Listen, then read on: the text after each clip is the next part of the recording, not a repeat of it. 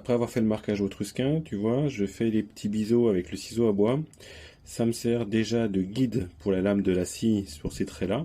Et ça permet d'éviter l'éclatement sur les bords quand je vais commencer à creuser.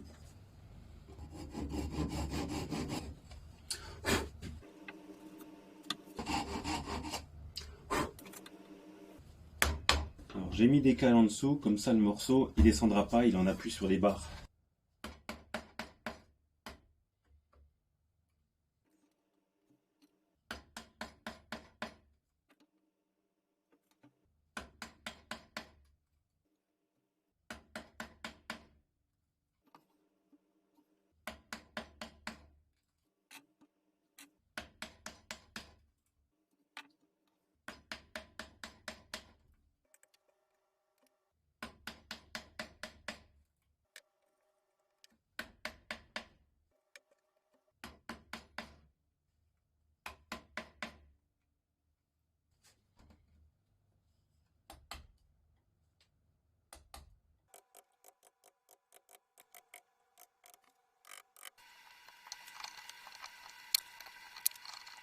Donc, truc important ici, j'ai coupé un peu trop loin avec la scie.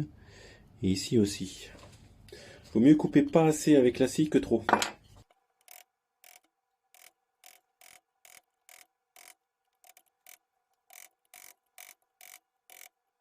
Voilà, ça commence à prendre forme.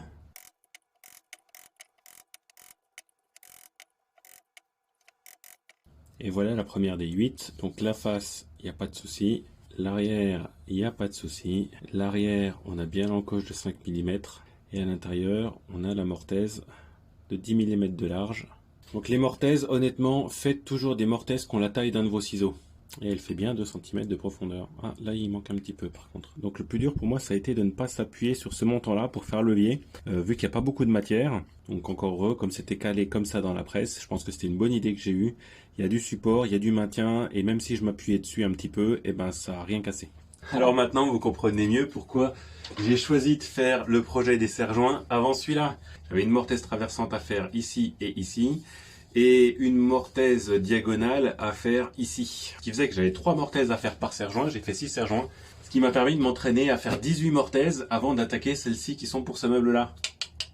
Je pense que faire de la pratique sur des choses pas importantes, c'est quand même une bonne idée avant de se lancer sur les choses importantes. Parce que là, au total, j'en ai 1, 2, 3, 4 en haut à faire avec la petite épaisseur ici. Et j'en ai 4 à faire en bas avec un peu plus de matière. Allez, je fais les auteurs caméra et je vous reprends.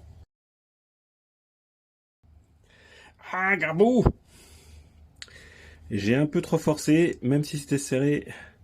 Donc ce qui est le plus important, c'est de retrouver le morceau. Là, il était encore attaché, donc c'est facile. Et tu vois, le morceau cassé, quand c'est juste cassé, ça s'adapte parfaitement. Et du coup, je vais pouvoir le recoller. Je le mets bien de côté pour pas le perdre. Il paraît que un bon artisan, c'est pas quelqu'un qui fait pas d'erreur, c'est quelqu'un qui les répare. Bon, allez, on va supposer que de ce côté-là, je me débrouille. Et je serre pas trop pour qu'il y ait encore de la colle qui reste, parce que si on serre trop, la colle, elle disparaît complètement. Ok, alors on a fait les 4 premiers. Donc, tu vois, ça c'est celui que j'avais cassé. Donc tu vois, ça c'est celui que j'avais cassé et que j'ai recollé. Ce que je vais faire, c'est que ça ensuite ça va être poncé, donc ce sera de niveau. Mais tu vois, avec le collage, même quand je l'ai casé avec le doigt pour bien le mettre dans la profondeur, tu vois, il y a, allez, il y a peut-être 1 dixième, 2 dixièmes de millimètre d'écart entre la surface du bois ici et la surface de la pièce que j'ai recollée. Enfin bon, on a fait 1, 2, 3, 4 mortaises qui correspondent à la partie supérieure. J'en ai cassé qu'une seule, donc je suis très content.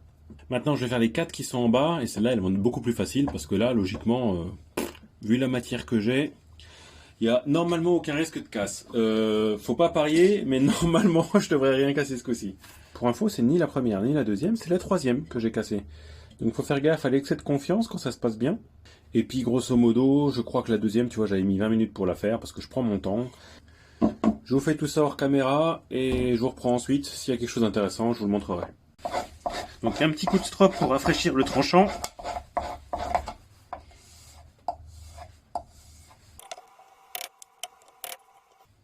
Quand même plus agréable quand c'est dans le sens de l'établi, parce qu'au moins j'ai pas le corps qui peut bouger.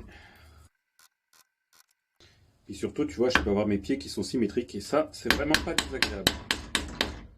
Donc là, tu vois, je viens de faire une connerie. En fait, c'est pas quand j'ai coupé, donc c'est quand j'ai cherché à détacher les morceaux. Le mouvement que j'ai fait avec le ciseau, il n'était pas vertical, donc il a frotté sur le côté. Et tu vois, ça a arraché quelques fibres ici. Donc ça c'est dommage parce que ça va se voir. Tu vois, ce mouvement-là que tu fais, il faut bien que ça reste dans l'axe de la mortaise. Putain, j'ai gardé mon ciseau trop large dans les mains et du coup, j'ai le coin qui a empiété ici, là, et qui a fait une marque. Toujours prendre le ciseau le plus petit dont tu as besoin. Alors, cinquième connerie, à un moment, je sais pas pourquoi, j'ai décidé de creuser ce côté-là comme je creusais une mortaise, ce qui est une mauvaise idée, parce que quand tu creuses un mur comme ça, il n'y a aucune fibre à l'intérieur qui maintient, ni aucune fibre à l'extérieur qui maintient. Ce qui fait que quand j'ai fait un petit coup de levier pour détacher, ben, tu peux voir, j'ai entendu crac, un petit crac là. Alors, rien de grave, mais je te le montre pour pas que tu fasses les mêmes bêtises que moi. Bon bah au final, si, hein, il y a une conséquence, c'est que dans la cassure, en fait, t'as une fibre de bois qui est partie.